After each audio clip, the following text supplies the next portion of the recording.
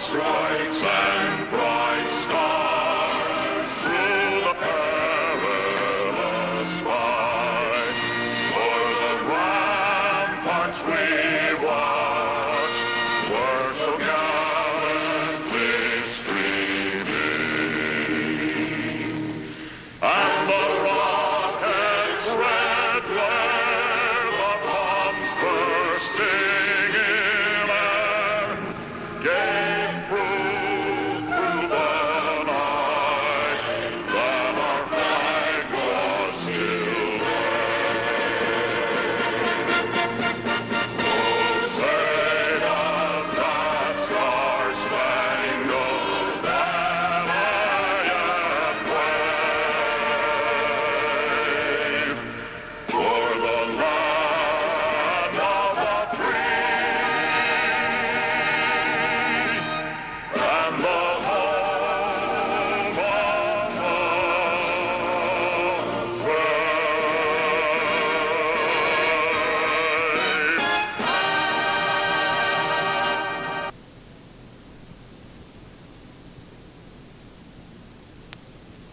With the playing of the national anthem, I would like to introduce you to a battery that I thought did a tremendous job in World War II.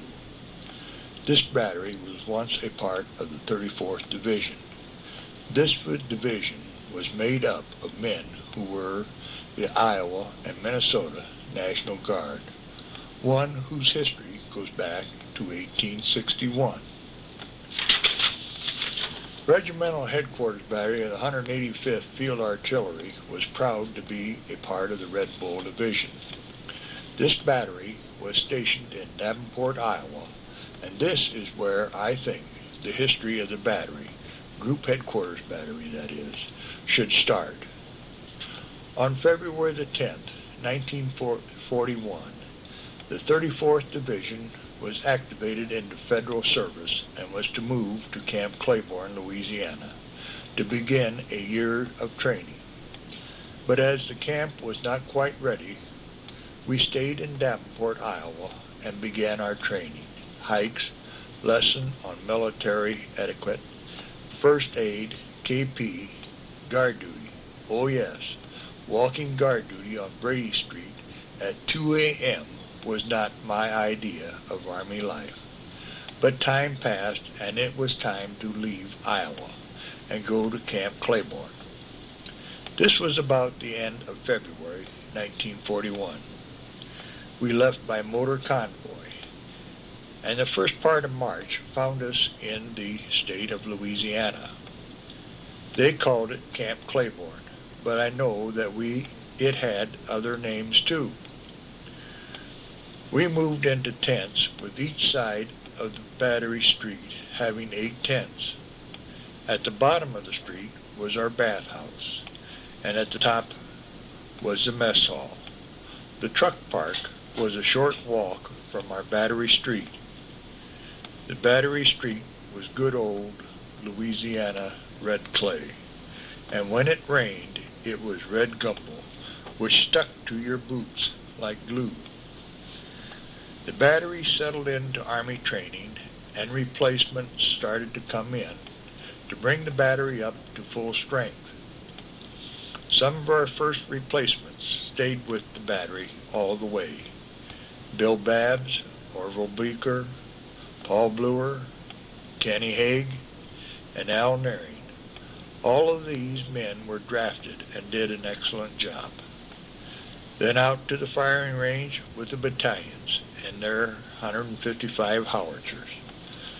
RCP giving them fire problems, and the batteries firing. Service battery supplying the regiment, all working to improve. Then came the Louisiana maneuvers. They started in August 1941 and went into September. After the maneuvers, the men were given their first furloughs. Also, the Army gave some of the men who were older a chance to get out.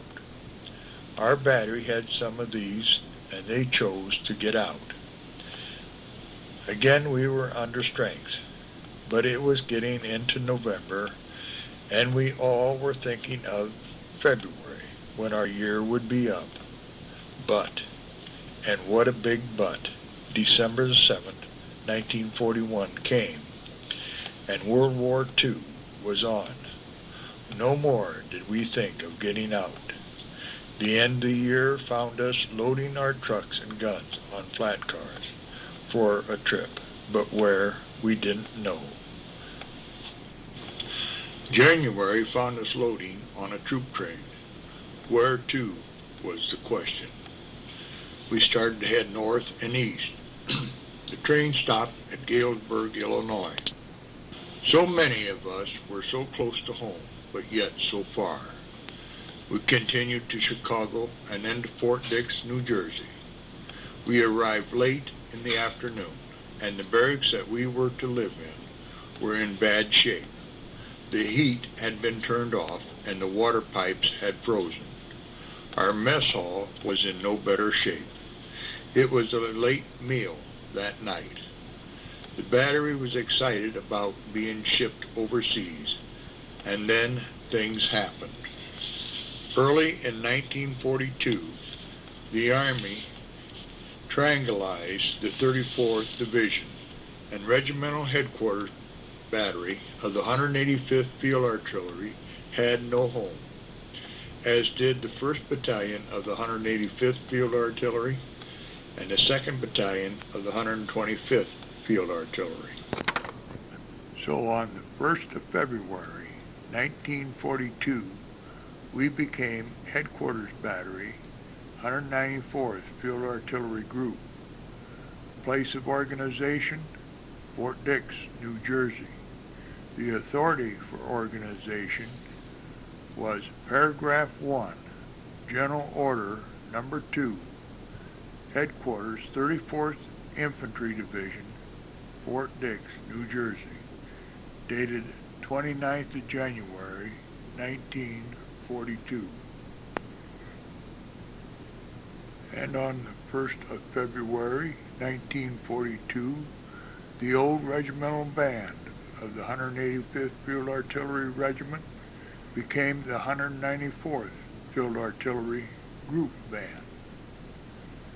The old 1st Battalion of the 185th Field Artillery became the 194th Field Artillery Battalion.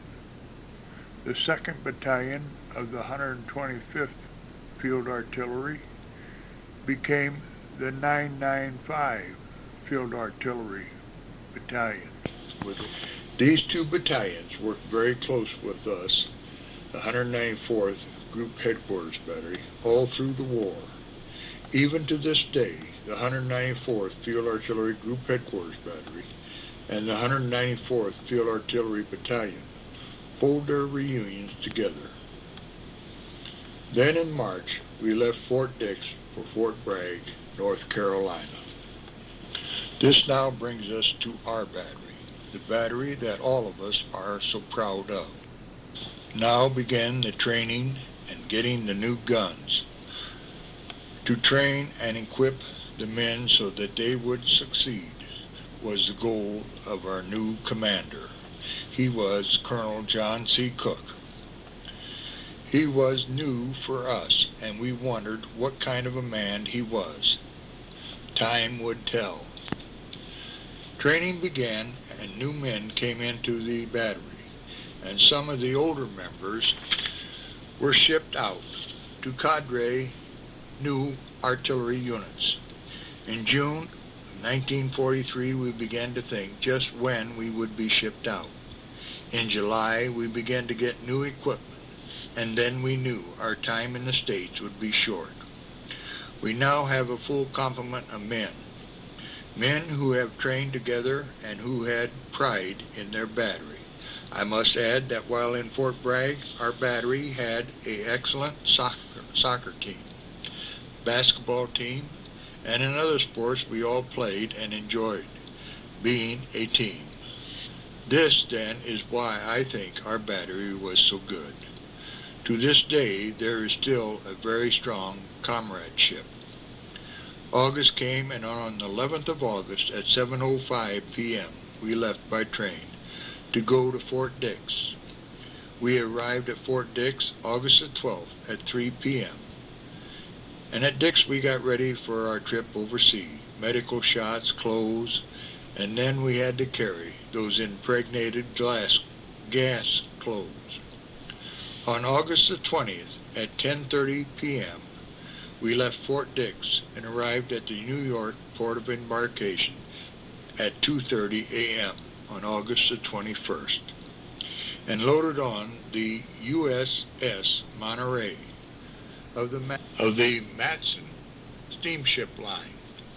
Bill and I have just talked about that morning when we loaded on that ship, with 2 barracks bags hanging around your neck, trying to choke you to death, and people asking you your name, rank, and service number. Then the Red Cross was handing out donuts. Bill said he remembers going up that gangplank with 1 donut on his little finger. Just what a man wanted about that, a Red Cross donut. That morning the Monterey left the dock at 10 a.m. and headed out to sea. She was fully loaded with troops. I think there was about 8,000 men on board. This figure may be off a little, but not by much. As the ship left New York Harbor, the thoughts of the men were with our loved ones. I suppose a tear ran down quite a few cheeks that morning. As we headed out to sea, we picked up more ships, and soon our convoy was steaming along. Ship life started that same day. Lifeboat drills, everyone had his assigned place on these drills. Then there was fire drills. We found out that we would be fed twice a day. I still have my mess card. Why I have kept it all these years is a mystery to me. As I recall, the meals were so-so. Some of our people became seasick, but thanks to Kenny Haig, who had been on boats as he lived in California on the Pacific Ocean, who told us to eat even though we didn't feel like it. Keep food on the stomach, he said. We had some candy bars that we bought at the PX, and that helped too, to keep our stomachs quiet. Our battery was lucky on this trip. We drew staterooms. Oh, they were nice, but we were crowded. But even so, we had it so much better than most of the troops. We had a few submarine scares, but our ship was well protected. After 11 days, we saw land.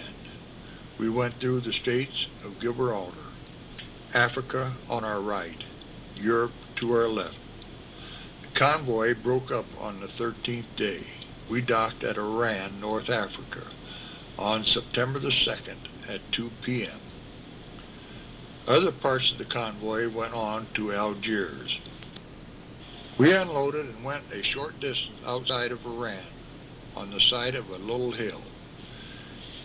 At this time, I wish to read a letter that the officers of the group talked with Father Madden. The title for this letter is The Basis of Adolf Hitler's Appeal to the German People. On a lazy summer afternoon, shortly after landing in North Africa, and before having been committed to combat, a group of officers of the 194th Field Artillery Group had finished with matters of official business when question was addressed to Chaplain Madden. Did he have any ideas about the underlying source of Adolf Hitler's appeal to the German people? Chaplain Madden was the only person in the group who had had graduate study in Europe, with the exposure to scholars, students, and to others with a much better opportunity to observe and judge the meaning of events than most of us living within the United States. Those of us educated in a professional field had had little exposure to such subjects. Only Major Robert Frank had had a liberal arts background from the University of Kansas, which touched upon the question. Father Madden said he had had the same questions and had made inquiries of German scholars and students. Their replies all appeared to include 4 items, and to emphasize the importance of one topic above the other 3. As members of the 4 items underline and appeal great enough to be given control over the destiny of the German nation and to bring us to North Africa were, first and foremost, was the continuation of the blockade against Germany from the armistice of November 11th, 1918, until sometime in May 1919. This prevented food from arriving and caused the death of infants, the young and the elderly. Major Frank remarked at this time that a professor mentioned in a class that the commanders of the occupation troops had gone to their government in 1919 with the request that the blockade be lifted, or they could not be certain of the discipline of their troops. Destruction of much of the middle class by inflation of 1923. Use of vicious colonial troops to occupy the Rhineland with mistreatment of civilian population, such as we were to see later in the north of Rome. In Italy, the French officers who provided control and civilized values had taken huge losses without replacements. These affected the Senegalese and the Moroccan troops around us. This type of incident in Italy became known to the American public through the Sophia Loren movie, The Woman, about the events at Castro de Valencia. As far as I know, similar incidents from the occupation of the Rhineland were not widely known outside of Germany.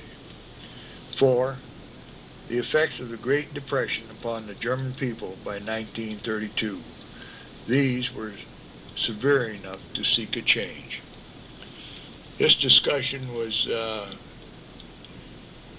taken by the officers and hashed over the same question that the men had asked, why were we here? Of course, we didn't go into that much detail, but Colonel Lang thought that this letter ought to be on our tape.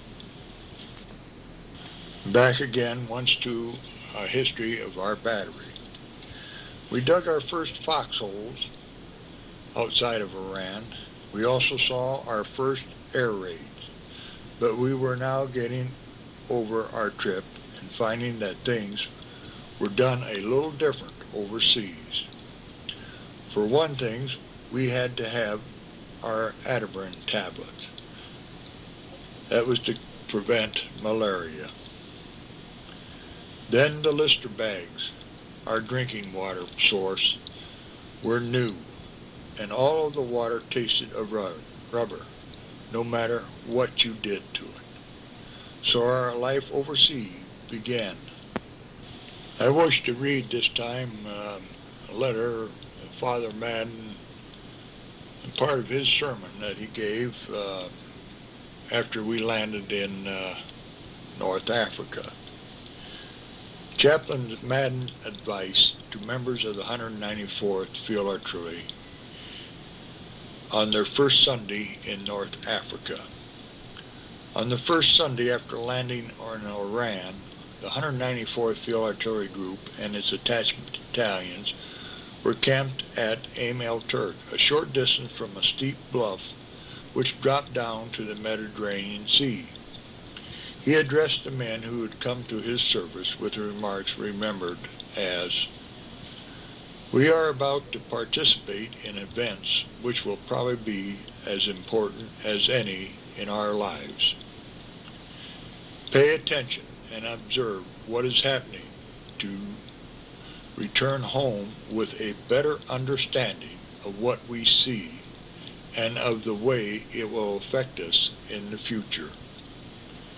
The waterway below the bluffs of the edge of this hill was the highway of the ancient world.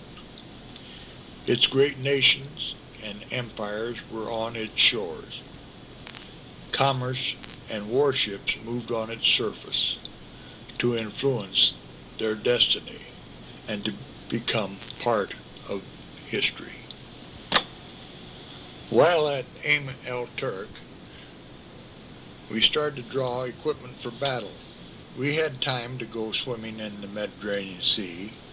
We had trips into the Iran, but Africa didn't impress us. Also, we attended a funeral. One of the officers in the battalion was killed in an auto accident. He was in a Jeep and was hit broadside by a civilian truck. Then we got word that we would make a 900-mile trip by truck to Bizerte, Tunisia. On September the 29th, we started our trip across North Africa. Once again, we had our eyes open. We also came across some old battlefields, burnout tanks, old artillery pieces laying around. War was becoming to mean more to us. We stopped overnight in Algiers. That was an interesting city. We arrived in Bizerte on the 3rd of October. Right away, we started training again. Also, some of the men were able to go to the ancient city of Carthage, Tunisia. We also found out that some extra equipment would make life a little more bearable. So we did pick up a few different items. On October the 21st, an advance party left for Italy with the 71st Headquarters Field Artillery Brigade. They landed in Naples on the 23rd of October. The rest of the battery loaded on an LST on the morning of the 5th of November 1943 and sailed from Bizerte about 4 p.m. the same day. We were getting closer to the fighting with each move. The LST docked at Nisida, Italy at about 4 p.m. on November the 7th, 1943. That date is my birthday. What a nice gift from Uncle Sam. We unloaded and moved to a staging area on the outskirts of Naples. That was our first encounter with the Italian people. On November the 8th, we moved to Maddaloni and bivouacked in an olive and orange grove. And this was our first encounter with the Italian mud. On November the 10th, 43, we were attached to the 2nd Corps. Next day, we moved closer to the north to Pastorone, always working our way north. On the 15th of November, 1943, the 194th Field Artillery Battalion and the 995 Field Artillery Battalion, both 8-inch howitzers, was attached to the 194th Field Artillery Group. On November the 18th, Group Headquarters Battery of the 194th Field Artillery and the 2 battalions moved to a tactical position close to Bresciano. We were attached to the 71st Field Artillery Brigade, and on November the 19th, 1943, combat against the enemy began. This marked the first time that the Germans experienced our 8-inch howitzers. The 1st of December found us still by Bresciano. The Huns held the mountains and the commanding grounds. We were fighting the terrain, rain, and mud. Mud everywhere. Even the 4-wheeled Jeeps were having a hard time of it. On the 6th of December, 1st Lieutenant R.E. Savage and 2nd Lieutenant Floyd Lemming, pilot of the 995 Field Artillery Battalion, were shot down about 3 miles northwest of Mignano. Both officers were seen to bail out and were reported as missing in action. On December the 19th, 1943, the 932nd Field Artillery Battalion was attached to the group. Now we had 155 howitzers with us. December the 6th to the 15th, we fired a lot on Mount Camino. U.S. Special Troops finally took it, and we moved north, close to Magnano in an olive grove. We had had a forward switchboard there for some time. I'm going to have Frank Fisco and Chet Klingler and Roy Byers talk about that forward switchboard. They were the wiremen that laid wires and tried to keep those lines in while we had that forward switchboard there. And one of the time there when we first, right after we got into combat, we laid two lines up to a forward switchboard, and Frank Fisco was up in, it was right around Magnano, and we had a lot of trouble with trying to keep those lines in because of the shelling. Do you remember any of the incidents that we encountered there trying to keep those lines in? Very much so. One night, we had been out, we had trouble all day long tonight too, and my crew had been out, and another call came in on that same line. I decided rather than disturb them, I'd just take it myself, and I went out there, and I checked all the way up to the switchboard and went up to see Frankie and started back the other direction, and I had a checkpoint at a tree down the mountain somewhere. I've forgotten exactly how far it was, but anyway, I checked it out there and it checked, so I went on to the next check station, and in the meantime, shells started coming in, and I lost contact with Frankie. They blew the line out behind me, and I went back to check it in again, and the tree that was my checkpoint, and where I had been just not very many minutes before was gone. That's where one of the shells hit, where I'd been sitting checking that line. Frank, one time there were some American tanks moved in after dusk there, and the Germans heard them, but they didn't know where they were going or anything, and so they sent a patrol out that night. Do you remember the time when the patrol was up there just right around your events forward switchboard? Yes, I think I remember it. Matter of fact, the Germans were walking around, and we didn't know just about where they were. And one of the wiremen rang his telephone, and right away I grabbed it before anybody could hear the bell on the phone on the switchboard. And I told him, please don't ring no damn bell. I said, just talk on the phone. I'll have the wire open. I'll have the headset on my head. And if you have to say anything or want any kind of communication, just talk to me and whisper to him so I could hear you and give you your message back. Christmas was spent in the olive grove.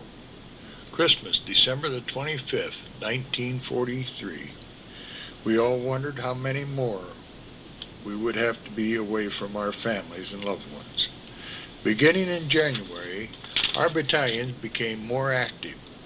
From a period of January 5th to the 8th, 1944, ammo expended totaled 379 tons, 2,771 rounds of 8-inch howitzers, and 2,037 rounds of 155 howitzer. But all is not roses. We were also under fire.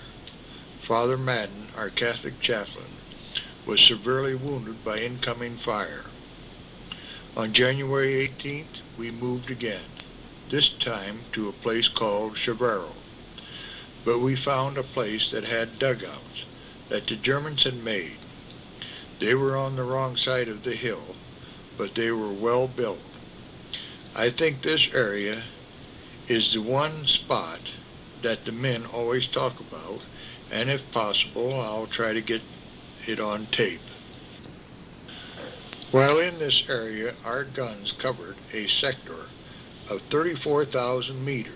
In addition to supporting the U.S. forces, we also gave support to the French and to the British.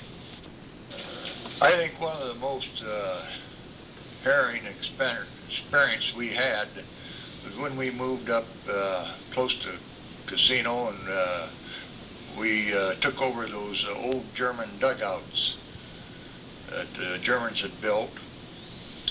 And we lived in those things for about 3 months. They were warm, and they kept us out of the weather, and they were well built.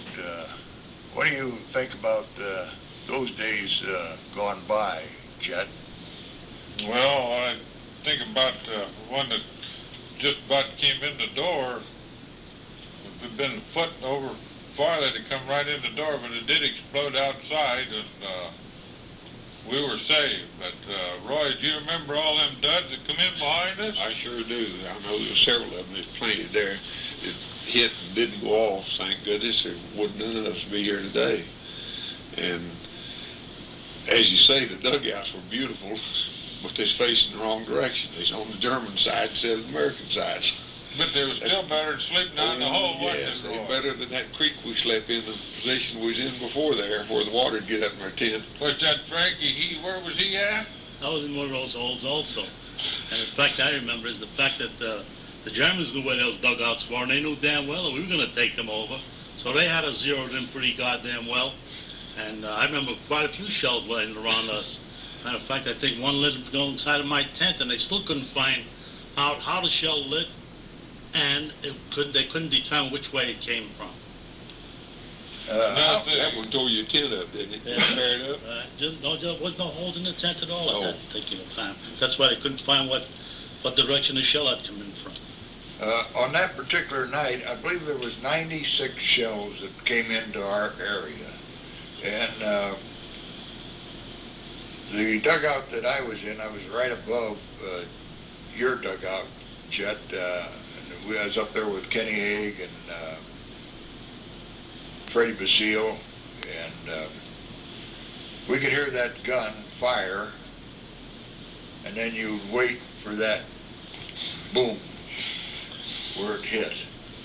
And how many, I don't think there were very many lines left after they finished that night. Was there, Frank, that was still in service? No, as a matter of fact, it was hard to get in touch with the wiremen because I couldn't get in touch with them because the wires were being knocked out.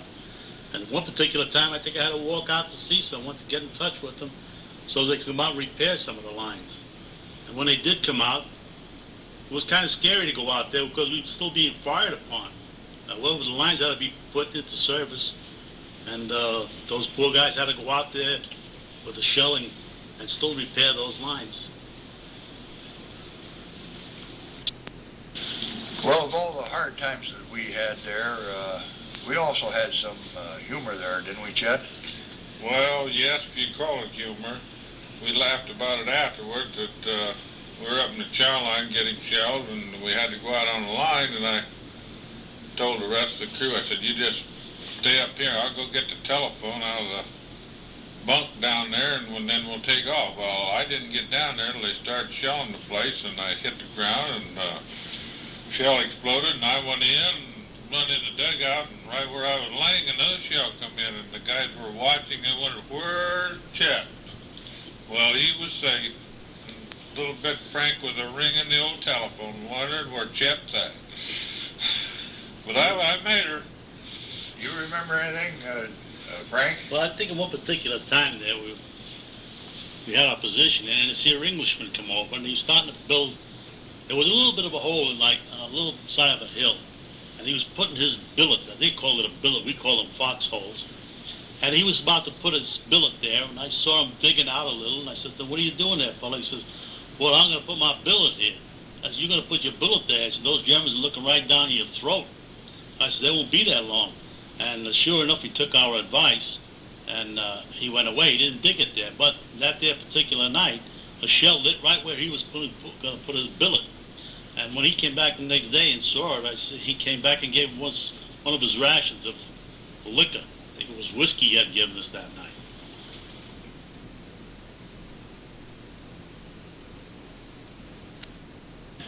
For the rest of January, so much fighting and history took place that I will read from our battery history what took place. I would not want to leave any outfit out, as they all deserve to be recognized. On January the 20th,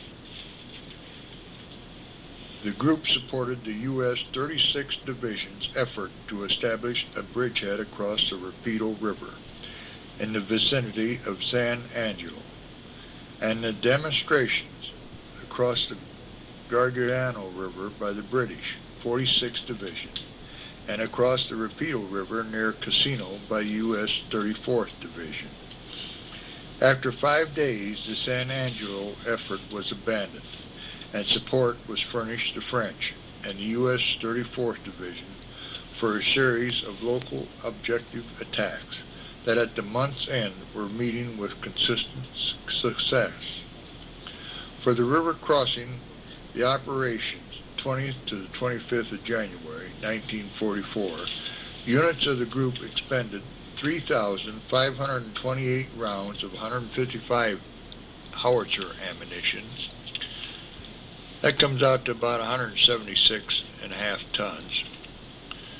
During the month, the group headquarters concerned itself largely with reconnaissance and position studies, improvement and coordinations of intelligence, and communications and assistance in overcoming supply difficulties. Casualties within the group during the month totaled 34, including 7 killed in action. In February 1944, we were still in our bunkers that the Germans had built. February was an active month. The Germans shelled our positions on the 12th, the 13th, and 14th of February. We lost a radio truck, and 2 of our people were wounded, Corporal Fred Griffith and Lieutenant Campbell Smith. The group as a whole lost 10 killed in action and 3 died of wounds. February, we fired 2,966 tons of shells. Also in February, 3 of our men received the Silver Star. They were Ray Milverstead, Al Neary, and Fred Basile. So February came to close, and we are still trying to take Casino. Fred, I understand that while in Italy there, you received the Silver Star up around Casino. Will you tell us about the time, why you earned that? Well, I was sent out to pick up some gasoline with push note carrier.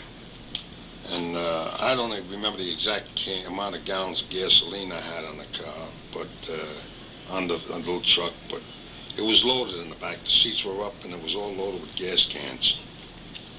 Well, when I'm coming down up Highway 6, pulling into the bivouac area, they were tossing shells at me, and I pulled into the area and didn't have no problem. And I knew that I had to bring this, I was told to bring this truck up near a house that was occupied by the radio personnel.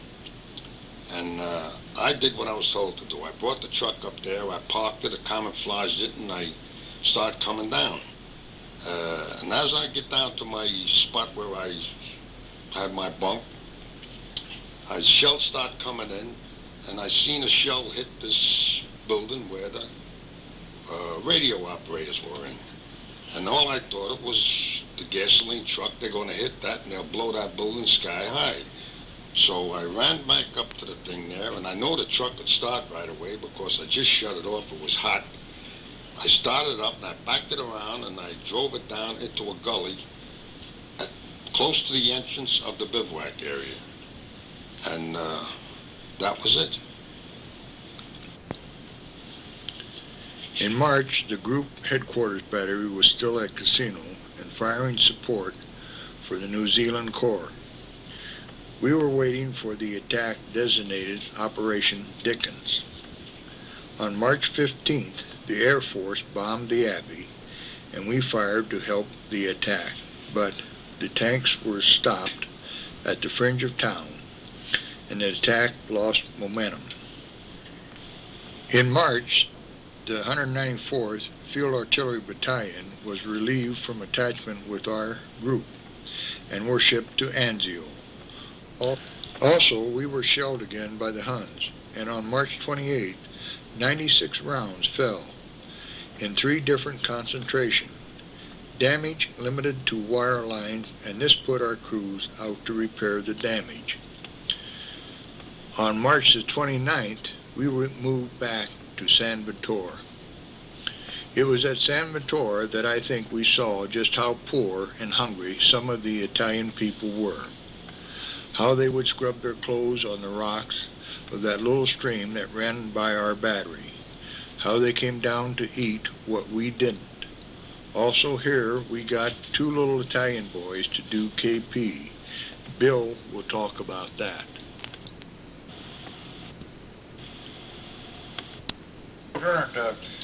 Up by San Vittore,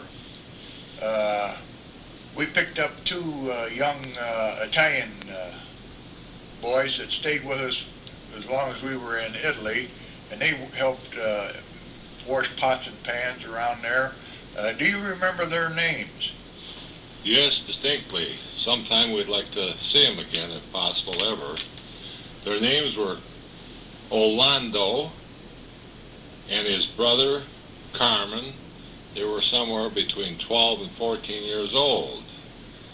When they came to us, they took over after we saw they were good kids, hard-working kids, and they wanted to be with us. They took over KP duties and relieved all the boys that had to do KP duty of the outfit of that. They stayed with us all through Italy. And we never got, I don't think anybody ever learned their last name. They went all the way through Italy, and when we had to go back to Naples to go ship to southern France, then we had to take them home. We couldn't take them on a boat with us. They came out of San Vittore, though, was that right? They lived in San Vittore. We went up, we saw their mother and father. They lived in a little hut, whatever you call it. They had a sister, a cute little sister, about 14. And I know that they had a better life with us than they had at home. Thanks, Bill, for the information on those 2 little Italian boys. Appreciate that. In March, we fired 3,122 tons of shell. Also, we picked up 2 battalions of 240 howitzers. So March came to a close. We were still trying to take Cassino. April was a month that we all remember, as it was when we lost 3 of our men with a direct hit on their dugout by a bomb from an enemy airplane. It happened on the 24th of April at 6:40 a.m. They were Alvin E. Bowles, Anthony Berger, and Leonard J. Carlson. These 3 men were well liked by all, and we will always remember them. April was also the month when we started to get our equipment in order and still fired support for the English and French troops. They were getting into position for a big push. When, we didn't know. Shells fired for the month was 1,038 tons. Also, 2 air medals were given, one to James F. Fournier and one to Carl M. Kaufman. So April came to an end. But before we go on to the next month, I have here a talk with Bill Babbs and Bill Gruner. On that morning when we lost the 3 men, they were up in the cook truck, and it wasn't far from that the bomb lit. We will listen to what they have to say. I understand that on the morning that the planes came in and attacked at our outfit at San Vittore, you 2 were cooking. Can you, both of you, I want Bill Babs first and then you, Bill Grunert, to given what you saw that morning. Well, what I saw that morning, I noticed we always went outside and waited for, till we got enough light so we could light the outside stoves. And I just peeked back through the canvas of the door, and I spotted this airplane coming up the trail, and he wasn't playing around with it. He had some bullets coming right at us, and I told Bill to get his ass out of there. So we jumped out of the kitchen truck and ran in behind some big rocks, and the next thing I heard a lot of booming up behind us, and that's when we had Rusty Bolts and Carlson and Berger get killed up there that particular morning up there.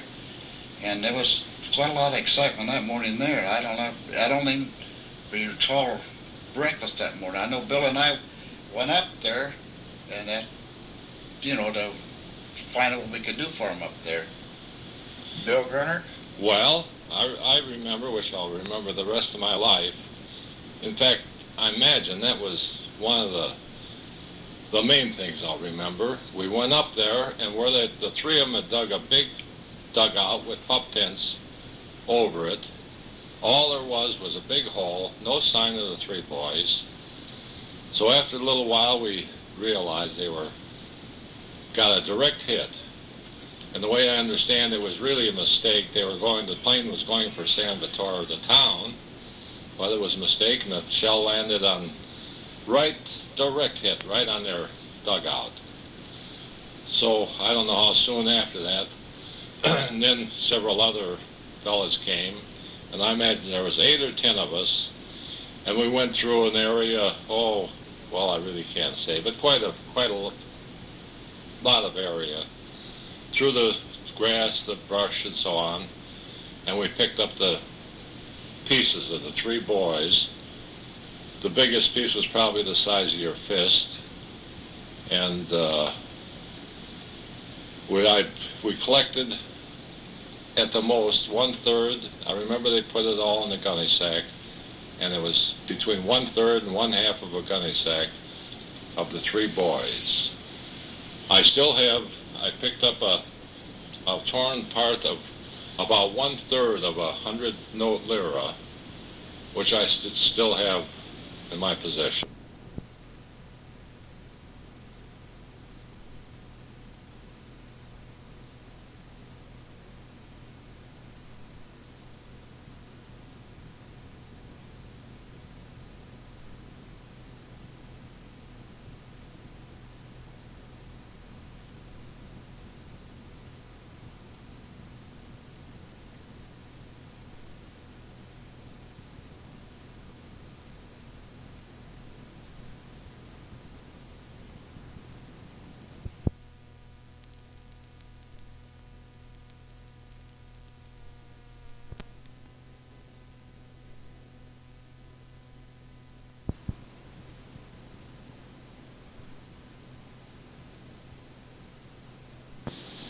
Now, the three boys were Staff Sergeant Albany Bolts.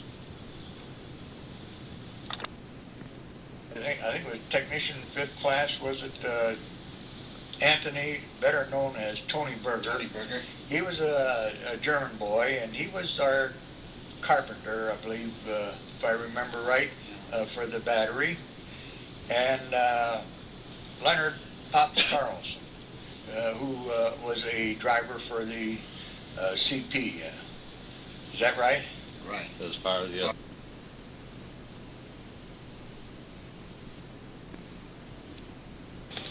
And now I have a little tape with Al Naring on the same subject of those three boys.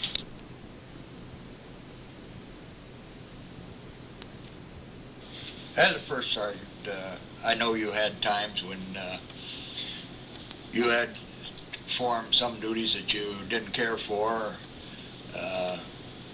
such as what happened up at San Vittore when we lost 3 of our men. Yeah. And you had to go up there and help with the rest of the men try to find evidence of for the men that were killed. And in order that they not be buried as unknown, why we gathered their remains, and then they were shipped home with proper identification, so that their families had known that they had died there in action and were not missing in action. And it is a kind of a sad thing, especially with people that you'd known and you'd admired, because they were real fine people. And I think we'll always remember them, and I think we'll always miss them. Yeah, well, it's been nice talking with you this evening, Al, and I hope we get together quite a few more reunions. Well, thank you. I'm glad I've had the opportunity to at least get, say a little bit of, what happened to me when we was in the service here. And the only other thing I could say is that this is probably one of the finest group of people that I've ever worked and lived with. Yeah, I'd second that for sure. Thanks again, Al. You're welcome. This now brings us to the month of May, 1944. I think that this month was one of great importance, as things that happened in May had a bearing on the war, not only in Italy, but the whole of Europe. The weather was getting better. There was more daylight hours. The rumors were that a big offense was going to start soon. But for Group Headquarters Battery, we had had rumors before.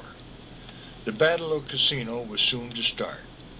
If you were to ask the men of the battery what battle or what event stood out in their mind today, I think Cassino would be their answer. As this month was so important, I will have to go to the battery history so as not to overlook anything, any place, or anybody. Once again, I now see why this battery was so great. All did a tremendous job.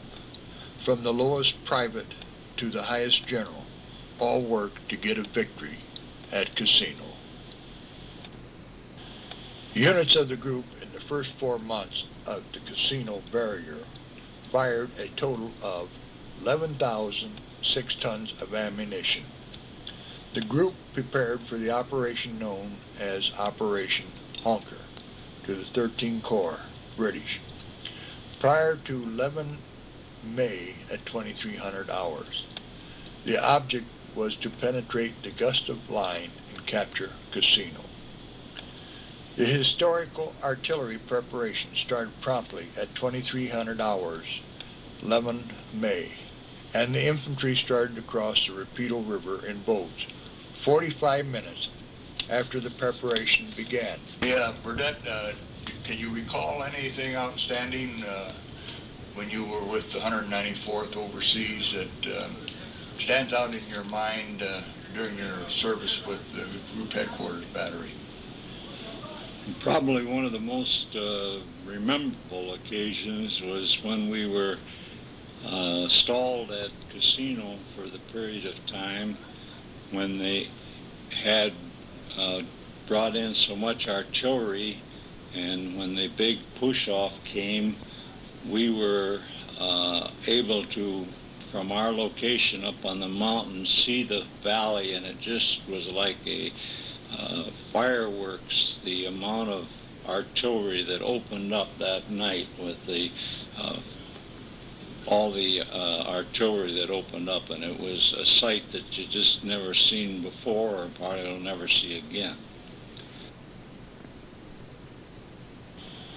The attack breached the Gustav Line along the Gargiano River in the French zone, and later, after considerable hard fighting, in the Lure Valley.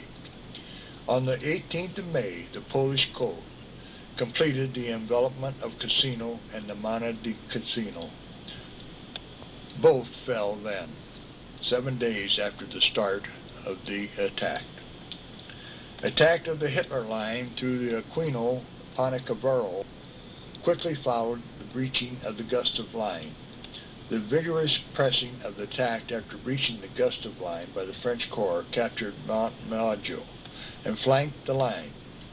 The Hitler Line, consisting of extensive wire entanglement, dugouts for the use of personnel, shelter, minefields, steel and concrete bunkers, anti-tank guns,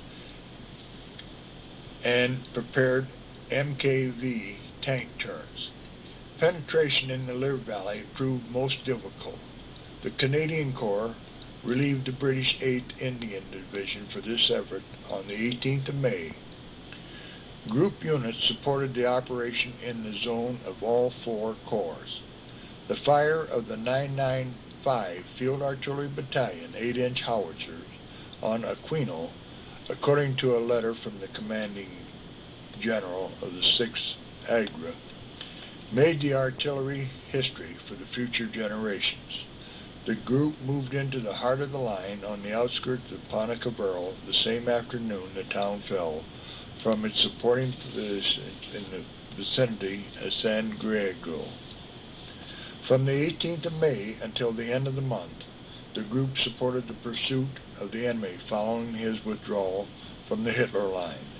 This support was rendered from successive positions in the vicinity of Pontecavarro, Pico, Pastino, and Castro del Valsini. The speedy advance, limited road net, and narrow sector of the 2nd Division Infantry Moroccan between the Saco River and the mountains to the south prevented the emplacement of all units of the group. The group command post was shelled on the 22nd of May without casualties or damage. The absence of heavy enemy shelling was a big relief to all personnel of the group. The enemy's withdrawal accounted for this, as his artillery was constantly being displaced to the north. Lieutenant General Mark W. Clark, Commanding General, 5th Army, visited the 194th Field Artillery Group on the 8th of May while in position in the 8th Army British sector.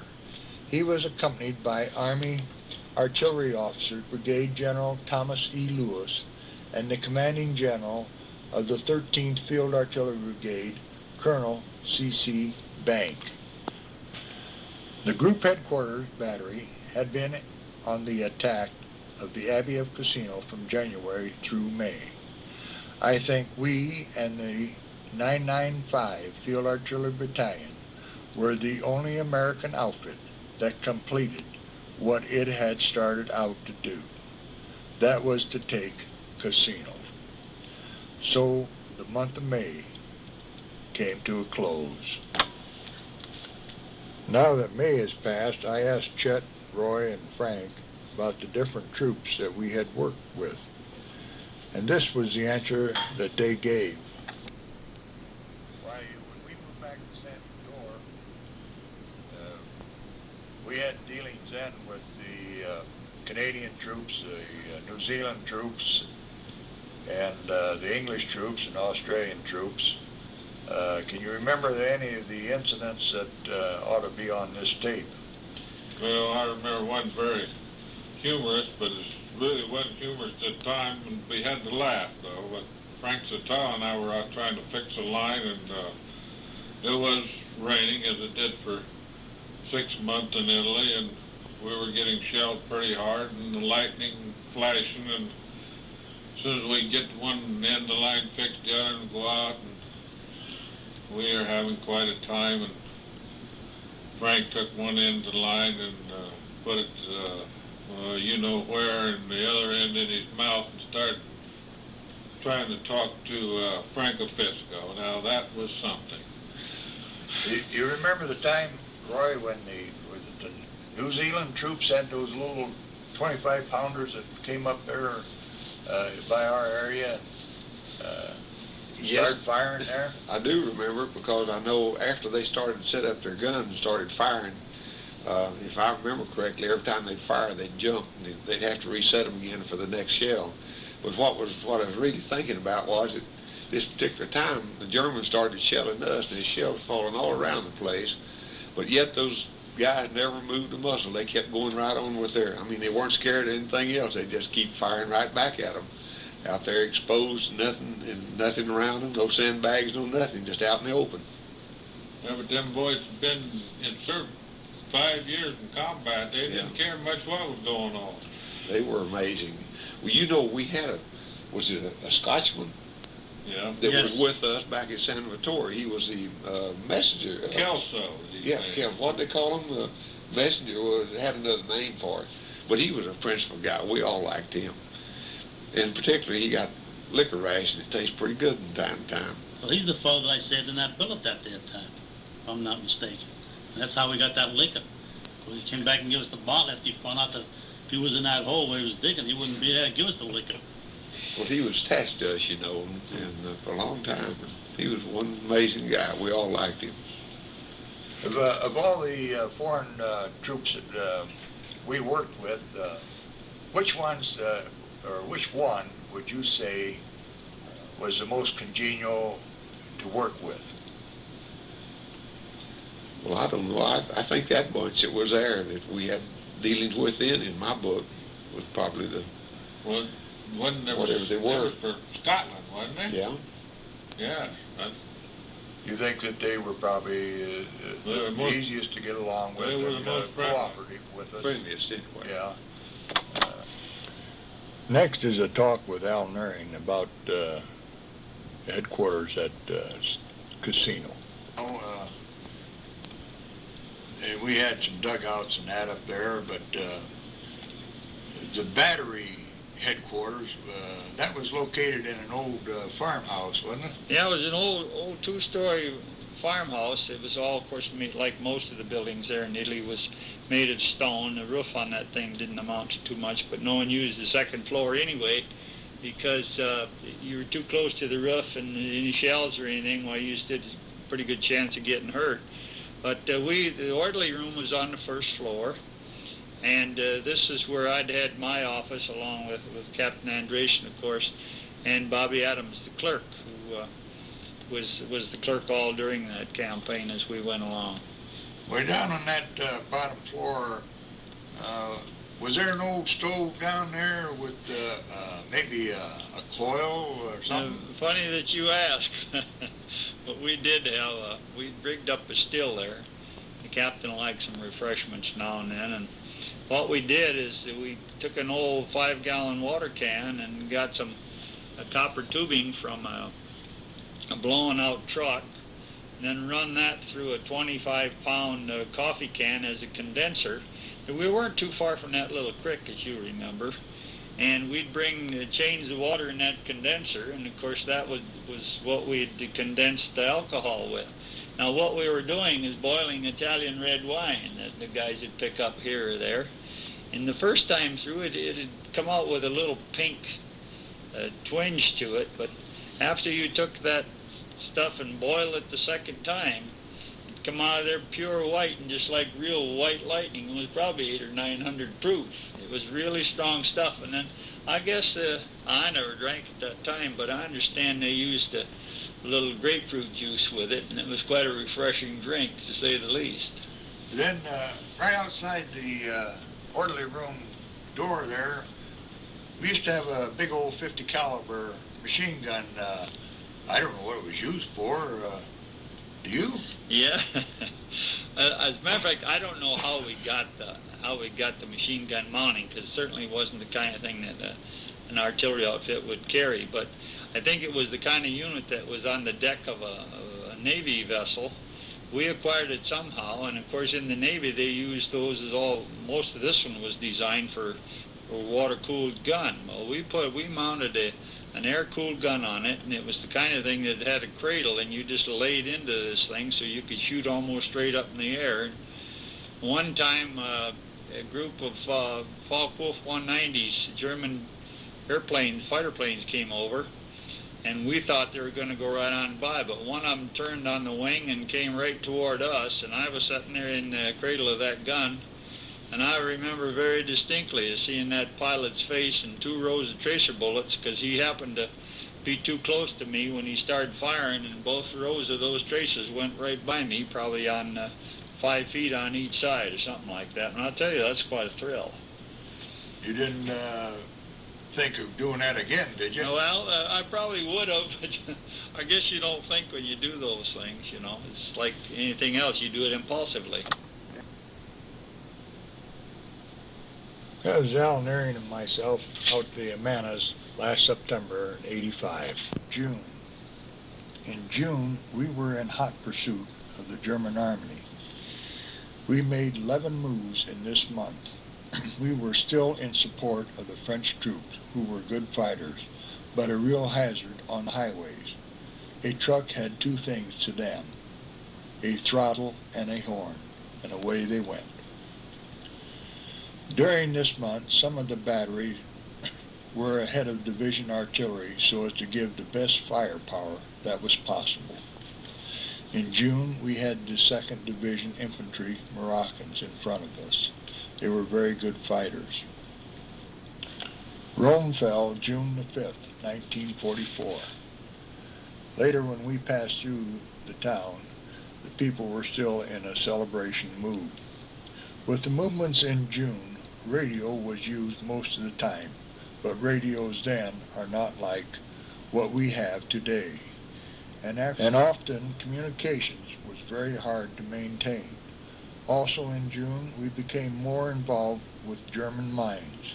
They did a lot of damage, and on the 30th of June, the 995 Battalion lost a 7.5-ton prime mover and 2 8-inch howitzers. One was repaired and later returned to service. Also on June the 6th, the Allied armies invaded France. The big D-Day had happened, and we knew that they had their job cut out. We passed through Rome June the 12th, and it was quite a sight for us to see. At the end of the June, we completed our 224 days of continuous combat. But one of our attached battalions, the 633 Field Artillery, completed its 382nd day of combat, 283 of these being continuous. In June, Fred Vasile was rotated back to the United States. One replacement assigned, but never reported. Also, Russell Sage awarded the Purple Heart.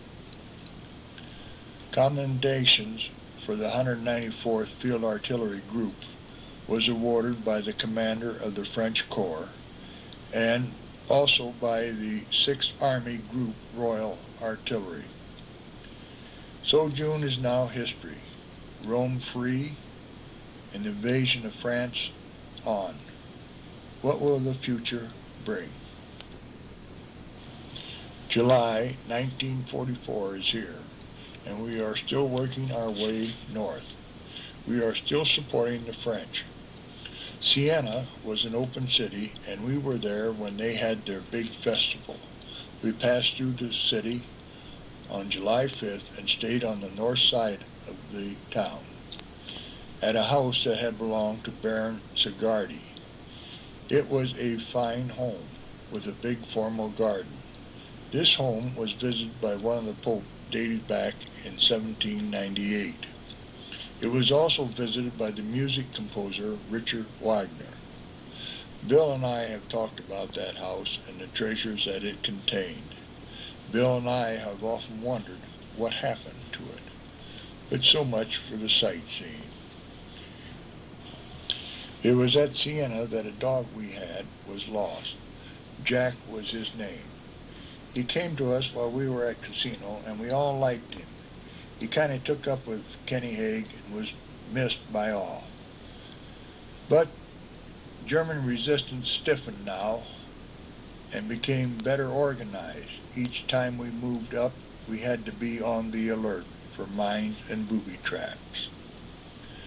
On the 23rd of July, we received closed stations, and for the first time since the 19th of November, that the group headquarters battery was out of action. That gave us a total of 248 days of continuous combat. On July 24th, we motored to Orbitello for a rest and to clean up equipment and get new equipment. We spent time swimming in the Mediterranean. It was while here that someone went into the town and found that we could do some horse trading. Out of the trading, we came up with a form of ice cream. Oh, what a treat. While in this rest area, Lieutenant Colonel George E. Holliday, who had commanded the 633 Field Artillery Battalion for such a long time, he had 406 days in combat time, was killed by a mine while walking on the beach in his unit bivouac area. This happened on the afternoon of July 25th. Anthony V. Bonney, a wire truck driver, was awarded the Purple Heart. So July closed out, with all of us enjoying a rest at Orpitello. August 1944 found us in the vicinity of Orpitello, Italy. We stayed there until August the 16th. While there, we were given a chance to visit Rome. There are some good stories about that city, and I hope to get some of them on tape in the future, and then cut them in here. It was here that the 995 left our group. On the 16th of August, we hit the road again, heading northwest to fight the Huns. We were attached to Task Force 45. This temporary organization held better than 20,000 meters of front, with anti-aircraft troops serving as infantry after just a 48-hour notice. We arrived at the Arnold River sector. The group operated as a division artillery for Task Force 45. This was our first combat role controlling light artillery. Our tanks and tank destroyers, not artillery weapons in the usual sense, did very well playing the part of artillery. A heavy harassing program to screen the reduction of troops in Task Force 45 sector was carried out. A vigorous reaction followed, and more German shells fell in Task Force 45 sector than in any other part of the 4 Corps area for the remainder of the month. The scarcity of ammunition beginning the 27th of August curtailed our program, but it appeared successful in its deception. August was fast coming to a close, and we were just waiting for time. The Germans were working on the Gothic line a few miles north of the Arnold River. So August was entered into the history books. With the beginning of September 1944, the troops began to move north again. The group moved into South Pisa and established a command post. At this CP, we were shelled by the Germans, and it was by a heavy gun, a 280 millimeter. The shells landed about 200 yards away. On the 4th of September, we moved across the Arnold River and established a CP a few hundred yards from the famous Leaning Tower of Pisa. At this time, we had to call on the infantry to move up 1,000 yards to protect the C Battery of the 194th Field Artillery Battalion from enemy infiltration into its position. On the 6th of September, we were shelled by a 105 howitzer. We lost a Jeep and a 3/4 ton weapon carrier and most of our kitchen utensils. I have a tape on this shelling by Bill Babs, and we'll play it now. And Bill Babs, do you recall the time that, I think it was up around Pisa, that the kitchen truck was shelled then? Yeah, the Pisa truck, we had parked along near a railroad siding. Parson at that time was cooking with us there, and that I recall because I had a little bit of double-out camera sitting alongside the kitchen stove up there, and I had roast beef on it. I had just taken the lid off, and they got started shelling this. One of the shells hit right in behind the kitchen truck, blew all our pots and pans to hell. Ruined the roast beef, I believe it was. I thought it ruined it, but we was able to salvage that. And the next thing I knew, I couldn't find Parson. He was down in a cave.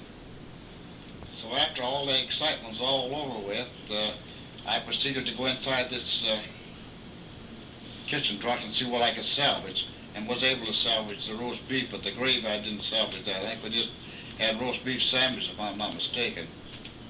And then later on, of course, then we had to get the old iron pots to cook with. Bill remembers that. Cook anything on that, there's nothing but rust on top of the, if you just had green beans or corn, it's all rust on top. You couldn't do nothing with them. You couldn't clean them up. It was pitiful.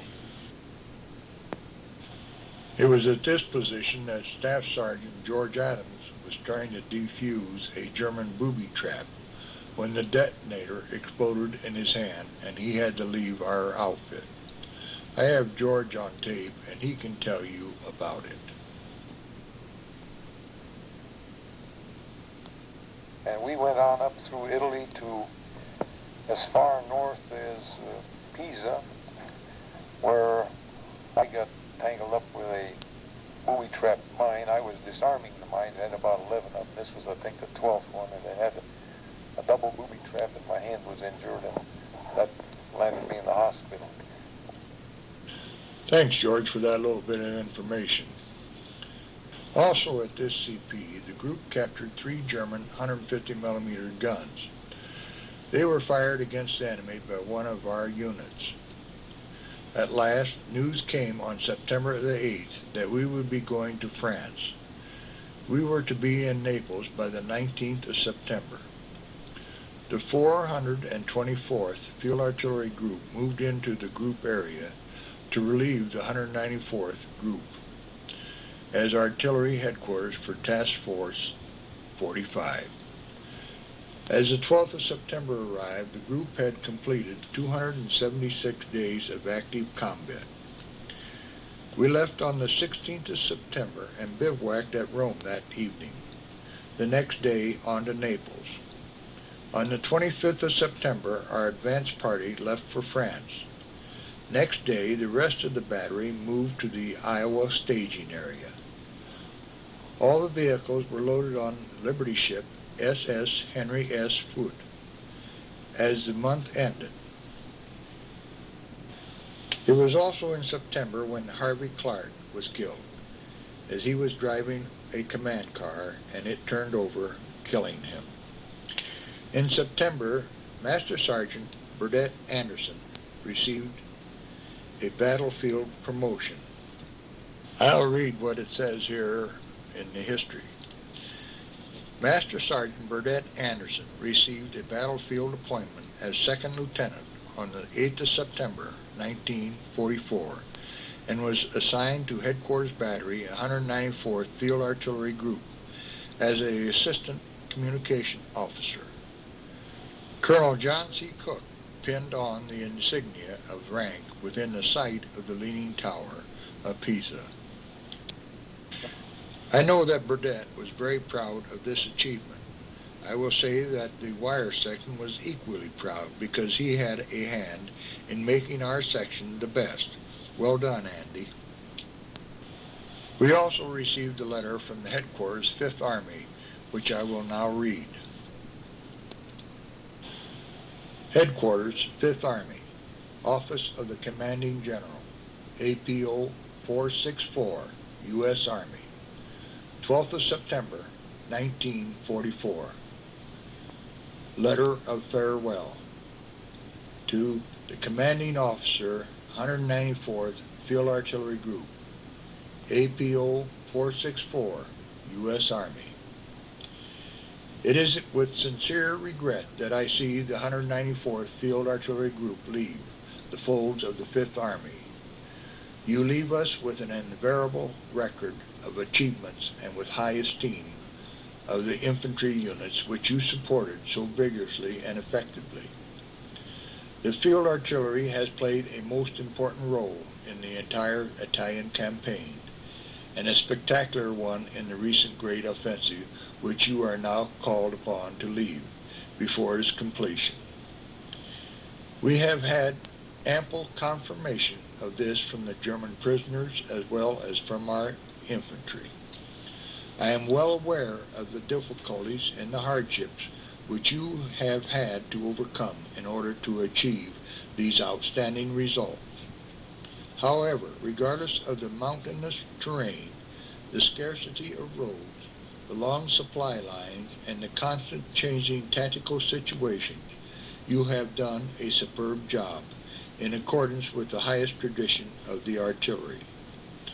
At this time, I wish to congratulate you for the task performed and to extend my heartfelt good wishes for further success in the new assignments which you are about to undertake. Signed, Mark W. Clark, Lieutenant General, United States Army, Commanding.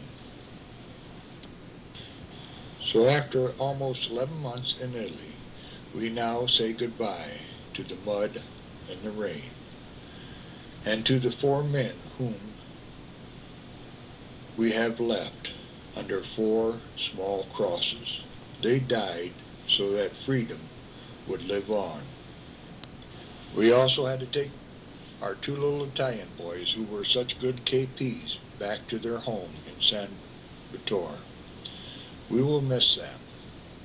Even to this day, they are often mentioned in our talks around Cassino. And so September 1944 goes into the history books.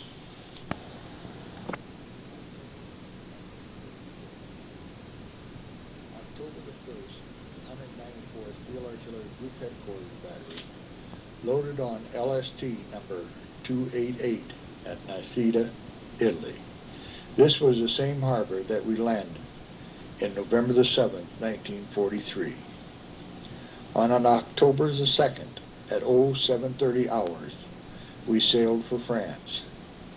At 1500 hours on the 3rd of October, we sailed through the channel between the island of Sardinia and Corsica. On this move from Italy, our liaison pilots flew our planes over to France. The LST number 288 dropped anchor in Marseilles, France on October the 4th, 1944. Our vehicles, which were on the Henry S. Foote, docked in Toulon, France, and didn't get to us until the 10th of October. While at Marseilles, we drew new equipment and tried to get winter clothing, but once again, no overshoots. At 0700 hours on the October the 14th, we left Marseilles on our way back to combat. As we moved up to combat, the towns of the southern part of France were much different than the towns of Italy. These towns had not been shelled into piles of rubble. We were traveling in a convoy, and as we went through towns, the civilians would wave to us. Our first CP in France was established on the 16th of October in a schoolhouse in San Clemente. The 194th Field Artillery Group Headquarters Battery, with Colonel John C. Cook in command, was back in combat. We were assigned to the 15th Corps in the 7th Army. We now had the 989 Field Artillery Battalion. They were a 155 millimeter gun. And the 999 Field Artillery Battalion, 8-inch howitzers. We supported the 79th Division on an attack on the 27th of October. The group learned that we were going to support the 2nd French Armored Division. The attack took off at 0830 hours on October the 31st. We supported with counter battery as well with direct support fire missions. The attack was a success as they captured a bridge across the Meuse River, just as the Germans were preparing to destroy it. So October 1944 became history as we finished our 16th day of combat in France. It was in Montigny that we were housed in a farmhouse. The farmer had left as the fighting was heavy there. and he left his cows and chickens. Chet Klinger, a farm boy in civilian life, took over the chores. He milked the cows and fed them and chickens also. But the wire section had fresh roast chicken that night. I still have a picture of the men eating that supper. It was also in October that the wiremen salvaged a German generator. And at this time we repaired it, and the men of the battery had electric lights. We also began to salvage radios out of homes, and most of the men had radios from then on. November 1944. As the attack, which started October 31st, continued, we gave support to the 2nd French Armored Division after the breakthrough in the Vosges Mountains. German resistance was so disorganized, advance continued to the Rhine River with little need for heavy fire. Heavy rains and rapidly rising streams and flooded fields interfered with the group ROP. A conference was held at the group headquarters on the 10th of November to formulate plans for the 7th Army attack on the now famous Severn Gap.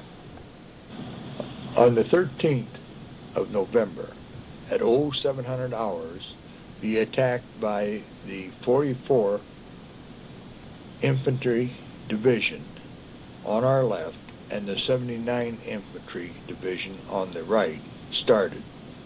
The 2nd French Armored Division supported the attack with artillery fire from their positions. The group gave a 13-hour preparation fire for this attack. At the end of the day, the 44th had occupied Linentroy and the 79th had troops in Namenviller and St. Pol. Observers of the group saw about 300 German infantry on a ridge preparing to counterattack in the zone of the 44th Division. The group fired a concentration with all guns and broke the counterattack with heavy casualties to the Huns. All of this fighting was very heavy, and on November the 20th, the city of Scharenburg was captured, and the group was getting ready to fire support to take the Severn Gap. But things changed. Severn was captured by a combat command of the 2nd French Armored Division, following an envelopment through the Vosges Mountains from the north and south. This move took the enemy completely by surprise, and the anticipation difficult penetration of the Vosges Mountains was accomplished. The 79th and the 44th Division continued to mop up the bypassed Germans in the towns west of the Vosges Mountains. On a Thanksgiving Day, the 23rd of November, the battalions were given march order in preparation for our move through the Severn Gap. Colonel Cook explained to the group that the terrain east of the mountains was flat, and that the area in which we were to fight, just west of the Rhine River, was extremely vulnerable to enemy observation. The group moved through the Severn Gap and established a command post during the hours of darkness in Hochfeld. Sniper fire was encountered during the night. On the morning of Thanksgiving Day, 1944, we were in this French farmhouse. I wanted to see Colonel Cook, and he had gotten up, but one side of his lip was down, and he was drooling a bit. He was sleepy. He said we had had a message that the French armored column had gone into Strasbourg and captured the city during the night. We were going to breakfast, and he told me I was to go out and try to get into Strasbourg, and then report back. And he put his head down on the. I think we went to breakfast, he came back, he put his head down on the field desk and went to sleep again.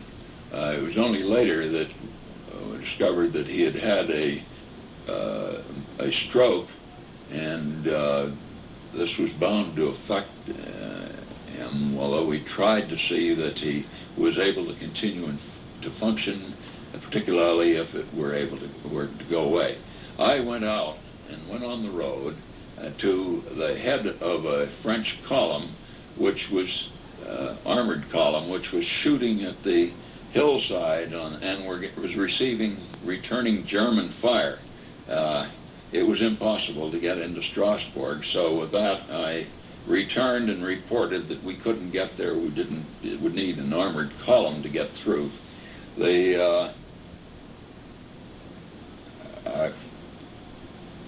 medical officers gave Colonel Cook attention. We tried to see that he was able to function to the extent possible, but Colonel Lakey, the executive officer of the 15th Corps Artillery, happened to come by on a visit and saw him as we were trying to move, and this is where he reported he'd have to go to a hospital.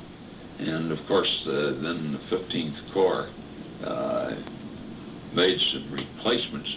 Colonel Cook fought the thought of leaving his unit because he feared he would not have a chance that he would be retired, and I don't believe he actually accepted the thought of retirement until about 2 years later, when he was finally released from different hospitals. And Lieutenant Colonel Edmund H. Lang assumed command of the group during the absence of Colonel Cook. From November the 25th to the end of the month, our air was unable to help us because of the fog we encountered in the Rhine Valley. End of November found us with 326 days of combat, 468 days overseas. During November, Captain Carol Andresen received a Bronze Star Medal. So November goes into the history books. December 1944 found us still supporting the 45th Infantry Division and the 79th Infantry Division. We were still attached to the 15 Corps, but the 15 Corps left, and we acted as Corps until the 6th Corps came in and took over. We had lots of wire out at this time, and the wire crew did a marvelous job then. when the Battle of the Bulge occurred later, the 15th Corps was moved to the north, and a skeleton force was left in the positions they had been holding. The 194th Field Artillery Group, which no longer had Colonel Cook in command, but was known, accepted by General Lott as being a rather capable organization, was left to function as the Corps Artillery